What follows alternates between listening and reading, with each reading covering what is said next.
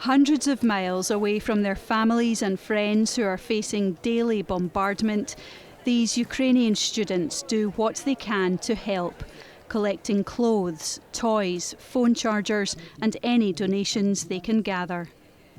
As the war enters its second week, the feelings of helplessness and worry for those back at home can be overwhelming.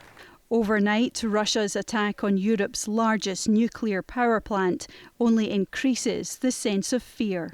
When you call your parents and they don't pick up, for example, if they're busy, you start to think of the worst. You check up on news, you see the streets that you know, the schools that you know getting destroyed. Just today, one of my friends, her little sister's school got destroyed. My 86-year-old grandfather is for the second time in his life since 1944 hiding in bomb shelters. My 13-year-old cousin gets back to me every single day with hourly updates on whether the sky is clear above his head and whether there are any missiles in there. So it's very much, it has changed the course of our lives, I think.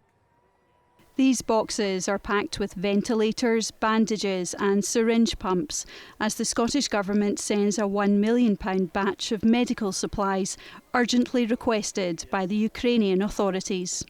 Obviously, with the overnight scenes that we've seen with civilians being targeted and killed in towns and villages across Ukraine, these supplies are clearly going to be needed. So 40 crates in total coming here from Scotland. It's going to add to the support that will be getting sent over from around Europe, and I would really encourage people across Scotland to look to those registered charities that are supporting people on the ground and to provide their support if they can.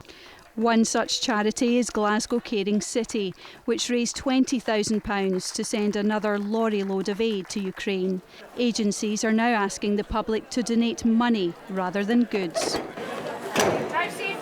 I'd like to have people follow our Just Giving page, enable us with as much cash as we can to be able to make the shipments that we're making today and also procure locally the things that we can't send from the UK. Our charity partners on the ground are continuously giving us information about the demographics of the refugees, their needs that they're presenting with, so we can tailor the aid that we send over to that local intelligence.